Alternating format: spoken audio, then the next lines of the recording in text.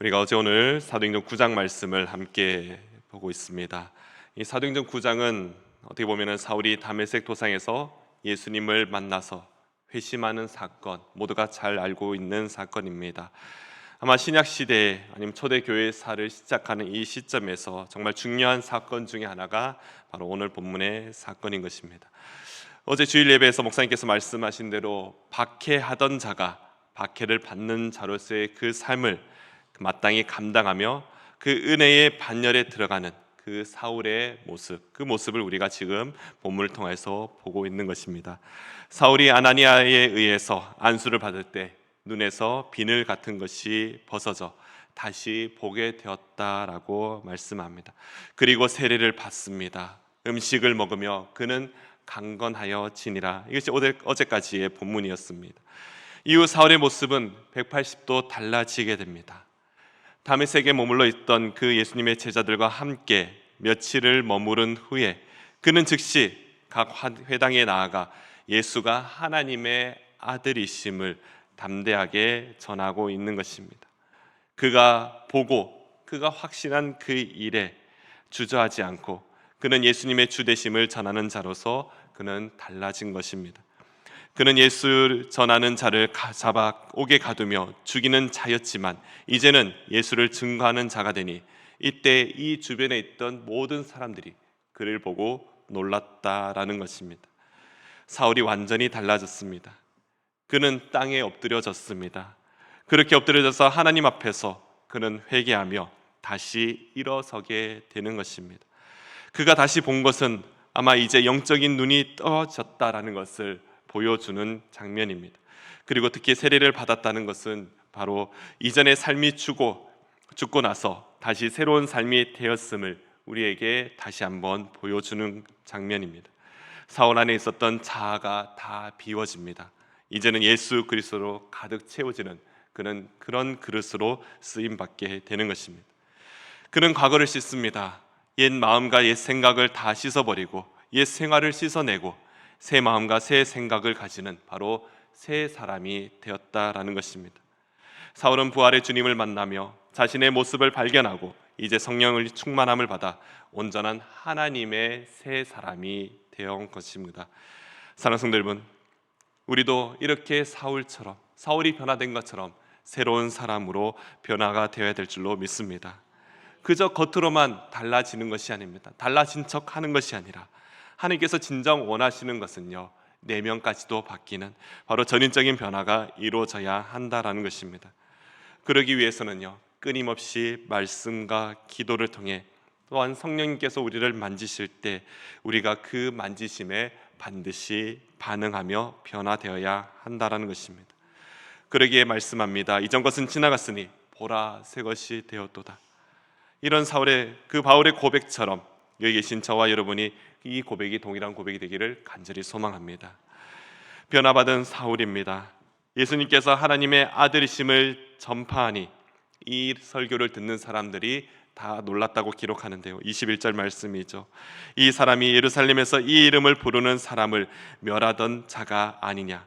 여기 온 것도 그들을 결박하여 대제사장들에게 끌어가고자 함이 아니냐라고 그들이 말하는 것입니다.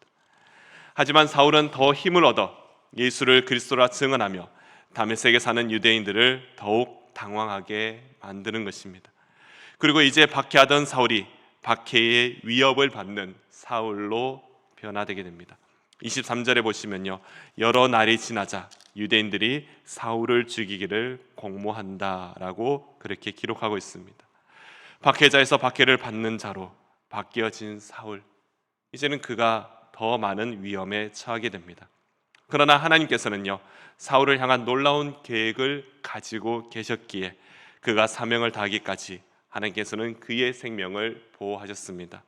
더욱이 그가 박해를 받으면 받을수록 복음을 전파하는 일에 더 도움이 되었다라는 그런 바울의 고백도 있습니다. 빌립보서 1장 12절에 보시면요, 형제들아, 내가 당하는 일이 도리어 복음 전파에 진전이 된 줄을 너희가 알기를 원하노라 라고 그렇게 고백합니다. 그는 어떤 상황 속에서도 그는 두려워하지 않았습니다. 그는 담대하게 주님을 증거하는 그 삶을 그는 살았던 것입니다. 그러기에 주님께서는요, 하나님께서는 그러한 사울을 더욱이 지켜주시고 보호하셨습니다.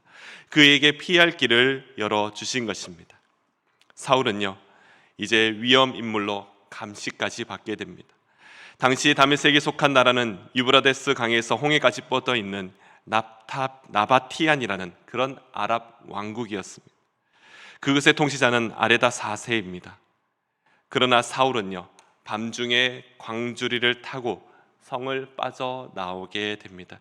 이 또한 제자들의 도움으로 사울이 목숨을 구하게 되는 것입니다.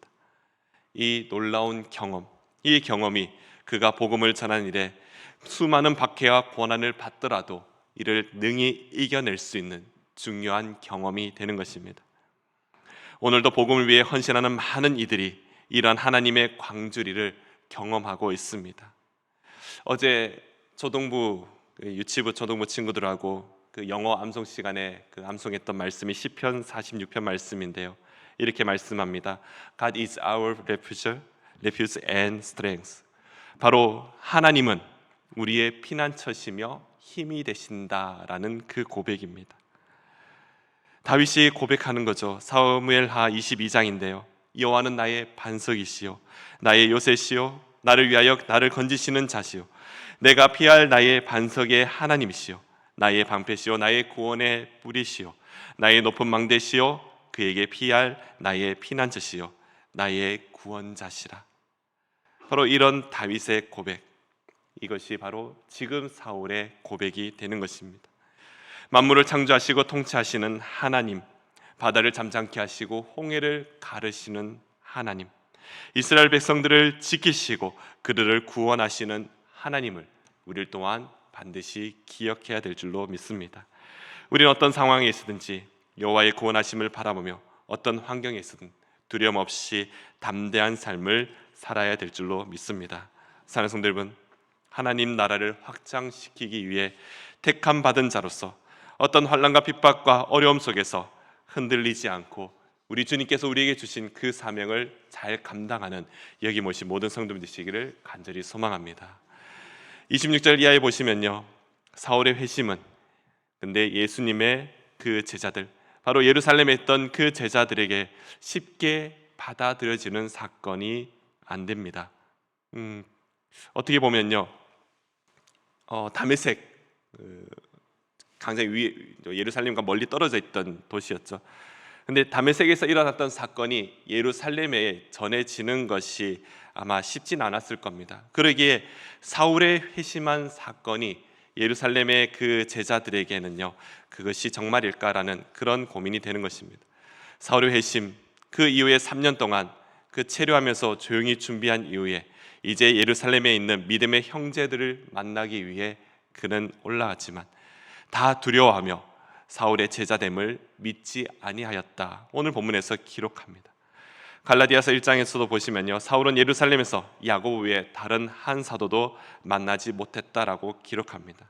이때 하나님께서는요, 그의 중재자로 바나바를 예비하고 계십니다. 이 바나바가 사울을 예루살렘 교회에 변호하며 소개함으로써 예루살렘 교회에서 사울을 한 형제로 받아들이게 되는 것입니다.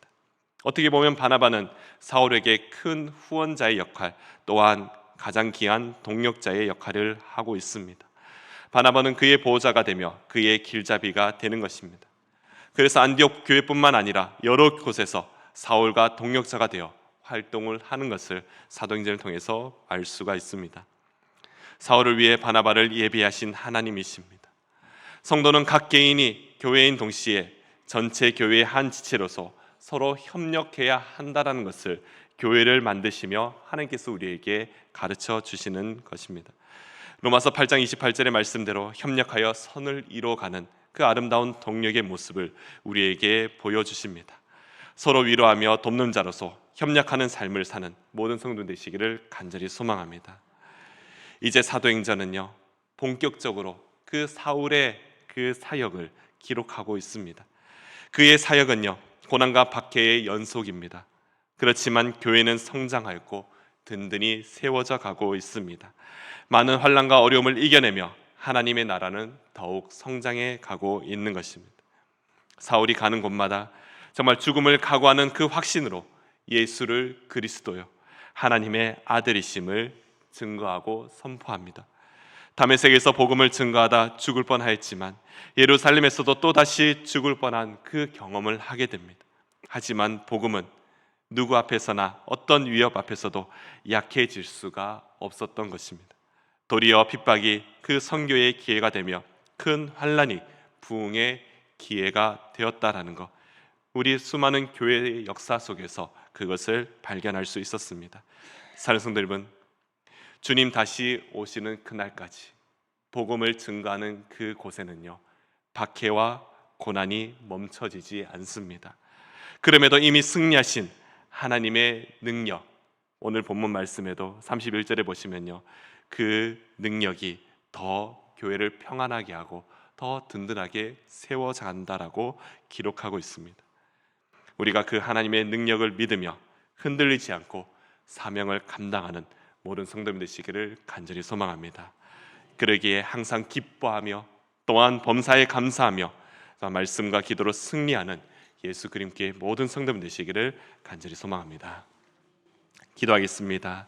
주님, 우리는 오늘 사도행전 9장을 통하여 초대교회에 너무나도 귀한 그 사건을 하나 보게 됩니다.